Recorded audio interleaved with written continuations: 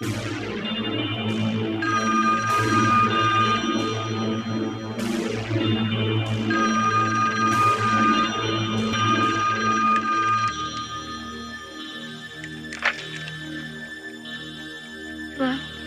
I'm your boyfriend now, Nancy.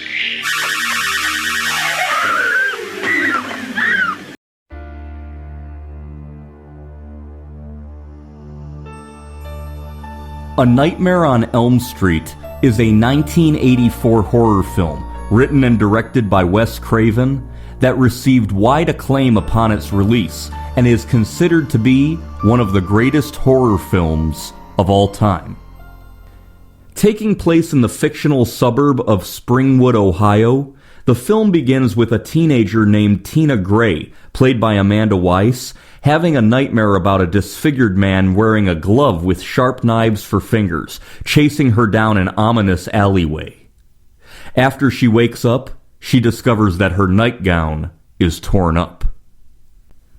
The following morning, Tina joins her boyfriend Rod Lane, played by Nick Corey, and her two friends, Nancy Thompson, played by Heather Langenkamp, and her boyfriend Glenn Lance, played by Johnny Depp in his film debut. Tina reveals her nightmare to her friends, who seem to have had nightmares as well, although the guys tried to hide the fact. So what'd you dream? Forget it, Tina. The point is that everyone has a bad dream once in a while. It's no biggie. Yeah, next time you have one, just tell yourself that's all it is, right where you're having it, you know? Once you do that, you wake right up. At least it works for me. Hey, did you have a nightmare too? Later on that night, Nancy and Glenn spend the night over at Tina's house.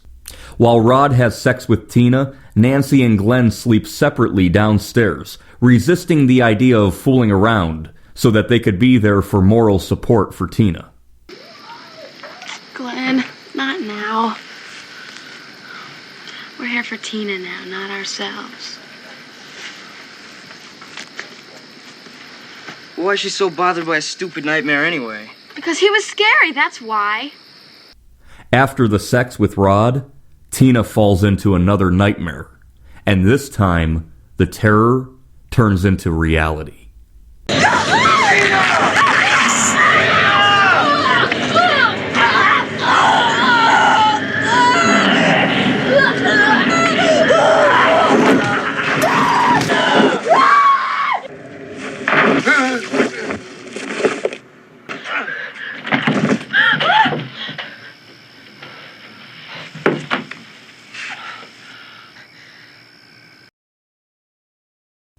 With Tina dead and Rod gone, Nancy and her divorced mother Marge, played by Ronnie Blakely, head to the local police station where her father, Lieutenant Don Thompson, played by John Saxon, question her about the night's events.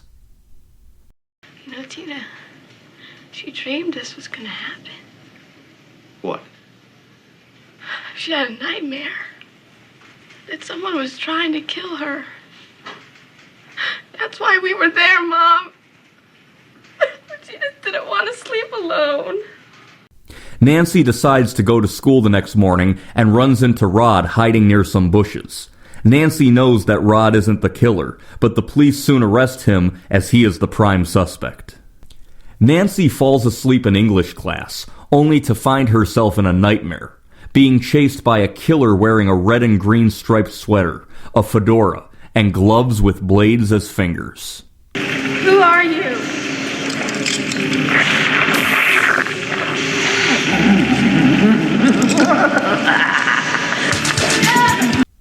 She burns her arm on a steam pipe and wakes up in class screaming. But upon awakening, she sees a burn mark on her arm. She leaves school for the day and visits Rod in jail. Rod confirms Nancy's worst fears. He's been having the same nightmare, running away from a man named Freddie, wearing a striped sweater with knives for fingers. Later that evening, Nancy decides to soak her body in a hot bath, only to once again fall asleep and fall victim to Freddie.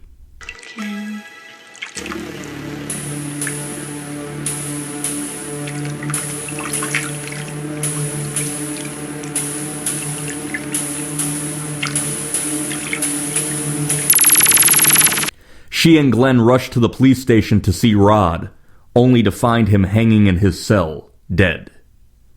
While the police believe that Rod killed himself, Nancy's divorced parents both seem to share some kind of unspoken realization about Nancy's dreams.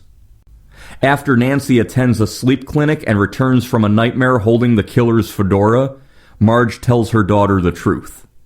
In the late 1960s, a man named Fred Krueger was a mass murderer who preyed on young children. After killing at least 20 kids in the town, he was apprehended by police, but a technicality caused the evidence against him to be ruled inadmissible in court, and he was never convicted. After he was freed, Nancy's mother and father, along with other parents in the neighborhood, hunted Krueger down and burned him alive. Nancy realizes that Freddy is out for revenge, reaching from beyond the grave to murder them in their dreams. Wes Craven first came up with the basic idea for this movie from a series of articles in the LA Times over a 3-year period about a group of Southeast Asian refugees from the Hmong tribe, several of whom died during horrific nightmares. The group had come to the United States to escape the murderous reign of Pol Pot. Within a year of arriving, 3 young, otherwise healthy men would have a nightmare and then refuse to sleep for as long as they could. When they finally fell asleep from exhaustion, they awoke screaming, and then they died. Autopsy results revealed that they had not died from heart failure, but they had simply just died. It was this inability to find a cause of death that intrigued Wes Craven. Despite taking place in Ohio, the movie was filmed in Los Angeles, California in 32 days between June and July of 1984. Born in Cleveland, Ohio, Wes Craven attended college in Wheaton, Illinois, and there is an Elm Street in Wheaton, Illinois. Wes Craven also stated that Elm Street was the name of the street where President John F. Kennedy was assassinated in Dallas, Texas on November 22, 1963.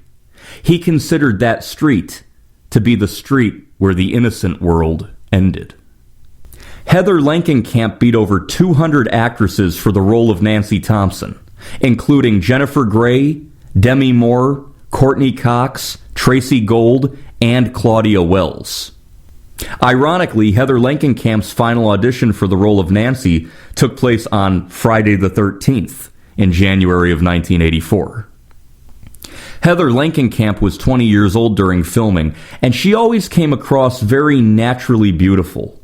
Born in Oklahoma, corn-fed, all-American, blue eyes, she was a real-looking, naturally well-proportioned, attractive girl. And I think she's perfect for the role of Nancy Thompson. Charlie Sheen, John Cusack, Brad Pitt, Kiefer Sutherland, Nicolas Cage, and C. Thomas Howell were all considered for the role of Glenn. One of the main reasons Johnny Depp was chosen was because Wes Craven's daughter thought that he was dreamy, and apparently she threatened to run away from home if he wasn't cast in the movie. Roy Scheider was considered for the role of Lieutenant Thompson, but he turned it down because he was busy working on another film. Freddy Krueger is played by actor Robert Englund. In various interviews, Robert Englund has stated that Freddy's walk and mannerisms were inspired by his costume and looking at himself in the mirror. When he put on the fedora, he thought of old gangster movies and decided to give Freddy a swagger similar to gangster movie actor James Cagney. Englund also stated that because the full glove with real metal knives was so heavy, he found himself unintentionally dropping his right shoulder due to the weight. So he equated the stance with a Western gunslinger who has his pistol and holster on his hip. The effects in this movie are fantastic, and over 500 gallons of fake blood were used during filming. At the end of the movie, the top to the 1958 Cadillac convertible came down much faster and harder than expected, and the expression from the actors and actresses is real. Upon its release on November 9, 1984, A Nightmare on Elm Street grossed a worldwide total of $57 million on a budget of just over $1 million, making it a large box office success. New Line Cinema was saved from bankruptcy due to the success of this film and was jokingly nicknamed the house that Freddy built. This film series has an unlikely connection to an ABC sitcom called Just the Ten of Us that aired from 1988 until 1990. A spin-off of the hit series Growing Pains, the show followed Bill Kirchenbauer as Coach Graham Lubbock, who moved his wife and 8 children from New York City to Eureka, California. He gets a job working at an all-boys private Catholic school alongside co-workers Coach Johnson, played by Dennis Haysbert, and Father Hargis, played by Frank Bonner. By special arrangement, his 4 teenage daughters are allowed to attend the private Catholic school. As the only girls in the entire school, Coach Lubbock frequently has his hands full. Dad, I met a girl and I need money back. Well, I've got 7 girls. I need money worse. The daughters also sang in a group called the Lubbock Babes to help bring the family extra income. 3 of the 4 daughters from Just the 10 of Us would wind up having roles in the Nightmare on Elm Street film series. Heather Langenkamp would portray the oldest daughter, Marie, the most responsible and the most devout, often conflicted by unaddressed desires. What did I miss? Mr. Belvedere put on a dress. What can I say? Cross-dressing amuses me. Is it a sin?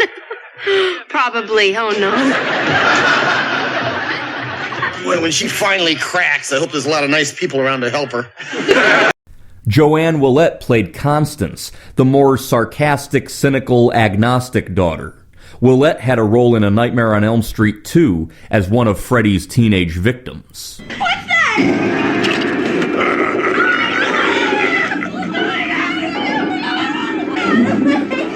Brooke Theus played Wendy, the outgoing, flirtatious daughter. She had a role in A Nightmare on Elm Street 4, also falling prey to Freddy Krueger when she turns into a fucking cockroach.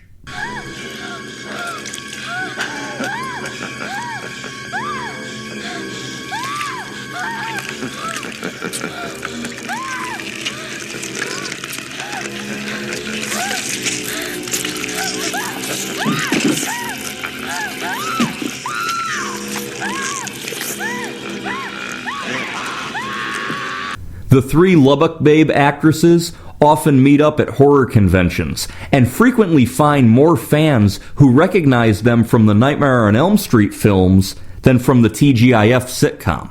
I can't ever set my foot on that stage again. Marie, this man's death was not our fault. Oh, that's easy for you to say. You were the one squatting by his table. Oh, you're not serious? If I hadn't gotten Rick so excited, he'd still be alive for the encore.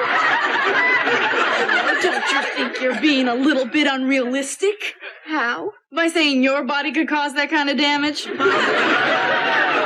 Marie, it could have been me dancing at that table. Well, if only it had been, he'd be alive today.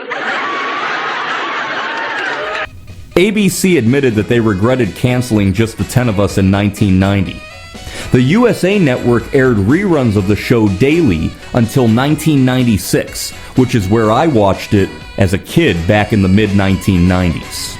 This looks like something out of Nightmare on Elm Street. Marie, I really don't think you should be so negative. Who's being negative? I love it. There could be bodies anywhere.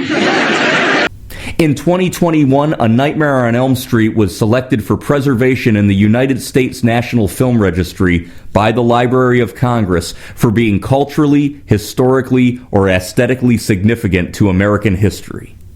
Like many other horror films of its day, this movie is frequently analyzed about the subliminal themes that it displays.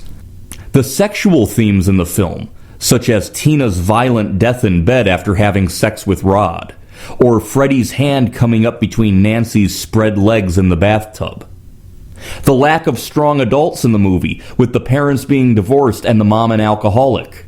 Nancy referring to her mom as mother, but her father as daddy, implying that she has a stronger relationship with her father than her mother. Nancy Thompson becomes a horror film final girl, and Wes Craven stated that he saw this movie as a youth power film where the teenagers tend to be the strongest characters. I enjoy this horror film, especially around the Halloween season.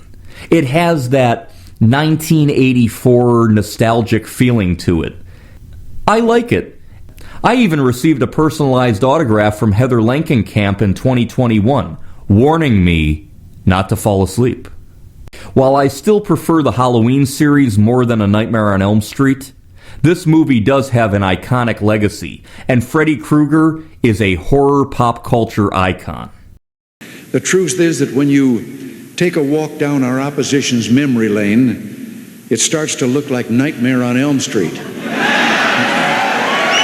The legacy of this film in horror history is enough for me to give it a 10 out of 10 rating. If you want to watch a classic 1980s horror film, then you have to see A Nightmare on Elm Street.